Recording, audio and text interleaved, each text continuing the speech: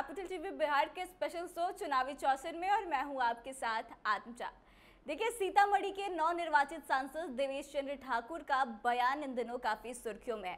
दरअसल उन्होंने जनसभा को संबोधित करते हुए एक बात कहा था, जिसमें कि उन्होंने एक साथ कई सारी जातियों को टारगेट करते हुए कहा था कि उन्होंने मुझे वोट नहीं दिया है तो हम उनको चाय नाश्ता तो जरूर खिलाएंगे, उनके साथ बात भी करेंगे, लेकिन उनका काम नहीं करेंगे। और उन्होंने एक घटनाक्रम का भी हवाला दिया था और बताया था कि कैसे एक यादव जाति से आने वाले व्यक्ति को उन्होंने कहा था कि हम आपका काम नहीं करेंगे, क्योंकि आप लोगों ने नरेंद्र मोदी का चेहरा देखकर वोट नहीं किया, तो आप लोगों का काम करने के दौरान भी मुझे लालू यादव का चेहरा दिखाई देगा। तो यह जब बातें उन्होंने कही, उसके बाद से काफी ज्यादा बवाल हो रहा है। सभी जातियों, यहाँ तक कि जदयू की तरफ से भी इस पर सवाल खड़े किए जा रहे हैं। लेकिन खास बात यह है कि भाजपा इस मामले में या तो पूरी तरह चुप है या कहीं ना कहीं भाजपा के कुछ ऐसे नेता हैं, उप मुख्यमंत्री हैं, जो कि समर्थन दे रहे हैं। तो क्या है इसके पीछे की वजह? क्या देवेश चंद्र ठाकुर को भाजपा की तरफ से बैक सपोर्ट मिल रहा है? आइए इसी मामले पर बातचीत करते हैं। हमारे साथ स्टूडियो में मौजूद है senior journalist Saroj Singh ji. Sir, आपका बहुत बहुत स्वागत है। सर, देवेश चंद्र ठाकुर जिस तरह से विवादित बयान दिए हैं, और जाहिर सी बात है कि बयान जो है उनका गलत है, लेकिन इसके बावजूद भी भाजपा उन्हें समर्थन क्यों दे रही है? यही तो सबसे बड़ा सवाल है आत्मीय जी कि आखिर समर्थन क्यों? जब आप बयान गलत है, सब लोग बोल रहे हैं, सिरे से खारिज कर रहे हैं कि एक सांसद को, जनता के चुने हुए सांसद को इस तरह का बयान देना चाहिए। देवेश चंद्र ठाकुर जैसे पढ़े लिखे और मृदुभाषी सांसद को क्या ये बयान देना चाहिए? तो सवाल तो उसी दिन से उठ रहा है। लेकिन इसमें जो अब एक पेच फंसा है, जिसकी चर्चा आपने खुद की, कि क्या ये बयान देवेश चंद्र ठाकुर का है या बयान ये भाजपा का है। क्योंकि जो भाषा है बयान की कि मुसलमान को हम काम नहीं करेंगे, यादवों का काम नहीं करेंगे, मतलब वाई का काम नहीं करेंगे, तेजस्वी यादव का जो वोट बैंक है उसका काम नहीं करेंगे, तो इसका मतलब क्या है? और जिस बयान की आप चर्चा कर रहे हैं, मेरे ख्याल से आप डिप्टी सीएम विजय सिन्हा के बयान की चर्चा कर रही हैं, गिरिराज सिंह के बयान की चर्चा कर रही हैं। तो इस बयान की जो भाषा है, वो भाषा ये बतलाती है कि कहीं ना कहीं से कुछ ना कुछ तो जरूर कुछ मेल मिलाप वाली बात है। सर, जैसे कि भाजपा के जिन नेताओं के द्वारा समर्थन किया जा रहा है, उनको भी आप देखेंगे तो उनका भी छवि थोड़ा कंट्रोवर्शियल रहा है। गिरिराज सिंह भी हमेशा हिंदू मुस्लिम की बातें करते रहते हैं और उन्होंने भी समर्थन दिया है। तो क्या लगता है कि भाजपा की तरफ से इसको समर्थन करके क्या दिखाने की कोशिश की जा रही है? देखिए, आप थोड़ा सा संदर्भ लीजिए लोकसभा चुनाव का, आत्मजा जी, कि जो चुनाव हुआ 24 का, उसमें जो रिजल्ट आए और भाजपा को जो नुकसान हुआ, एनडीए को जो नुकसान हुआ, बहुत लोगों ने कहा कि आप की जो यूएसपी है एनडीए की, खासकर भाजपा की जो यूएसपी है, उस पिच पर भाजपा नहीं खेलकर जात पात वाले पिच पर वो चली गई, जिसकी वो खिलाड़ी ही नहीं है, जिसमें उसकी एक्सपर्टीज ही नहीं है। उसकी एक्सपर्टीज किस में है? उसकी एक्सपर्टीज है धार्मिक वाले मामलों में, जो उनके मुद्दे होते हैं, जो हिंदुत्व का मुद्दा है, हिंदूवाद का मुद्दा है, राष्ट्रवाद का मुद्दा है। ये है भाजपा की यूएसपी।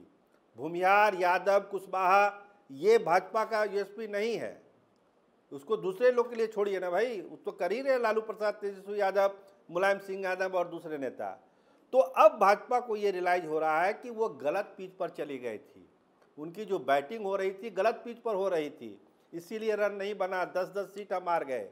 हमको बैटिंग करना था दूसरे की तरफ। और गिरिराज सिंह जब देवेश चंद्र ठाकुर के बयान का समर्थन करते हैं कि वो उनकी पीड़ा थी जो उन्हें व्यक्त किया, तो पीड़ा क्या भाई? हम यादवों का काम नहीं करेंगे, मुसलमानों का काम नहीं करेंगे, ये कौन सी पीड़ा है? आप जब सांसद चुने गए हैं तो पूरे लोकसभा क्षेत्र के सांसद हैं, आपको हर एक का काम करना है। ये कोई पीड़ा है तो समझिए कि बेवजह की पीड़ा है, आप झूठ मूठ की इस पीड़ा को ढो रहे हैं।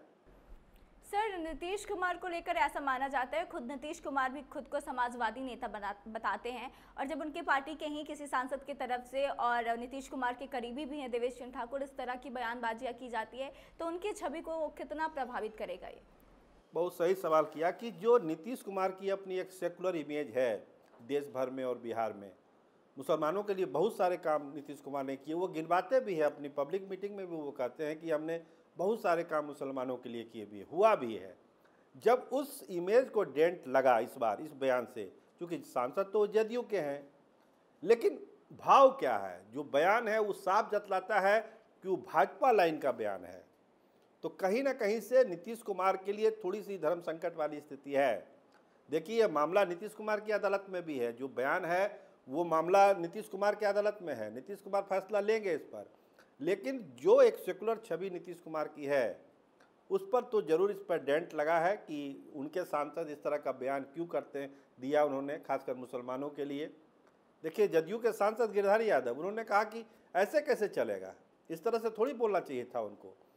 तो घिरे हैं। देखिए, जदयू, आपका कहना ठीक था, आपने जो इंट्रो किया कि जदयू के लोग तो विरोध कर रहे हैं, लेकिन भाजपा के लोग उस तरह से बात नहीं कर रहे हैं जैसे उनको बोलना चाहिए। गिरिराज सिंह हो, विजय सिन्हा हो, कह रहे हैं कि उनके पीड़ा का इजहार हुआ। अरे भाई, ये कैसी पीड़ा है आपकी, ये समझ में नहीं आ रहा है भाई कि आप यादवों का काम नहीं करेंगे, चाय पी के लौट जाइए। क्या यादवों के घर में चाय नाश्ता नहीं बन रहा है? मुसलमानों के घर में चाय नाश्ता नहीं बन रहा है? कुशवाहा के घर में चाय नाश्ता नहीं बनता? सुबह में वो लोग चाय नहीं पी रहे हैं जो आपके दरवाजे पर चाय पीने जाएंगे वो?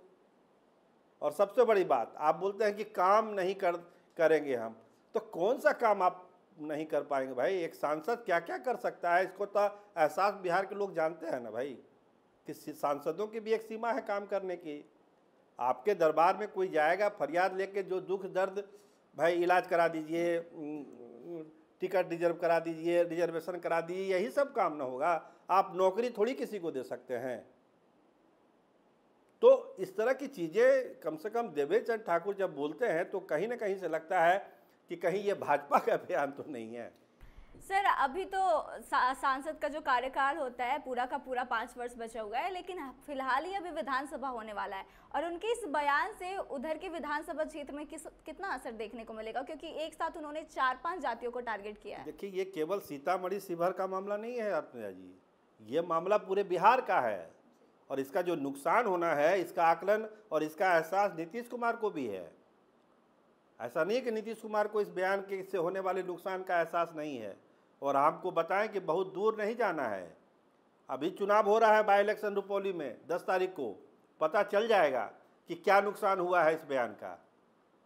तो उसके लिए ज़्यादा इंतजार नहीं करना है बिहार के लोगों को। ये बयान पर अगर देवेश चंद्र ठाकुर माफ़ी नहीं मानते हैं या अपना बयान वापस नहीं लेते हैं या नीतीश कुमार कोई कार्रवाई नहीं करते हैं, तो हमारी जो अपनी समझ है वो समझ यही है कि रुपौली में जो बाई इलेक्शन हो रहा है उसमें एनडीए को भारी नुकसान का सामना करना पड़ सकता है।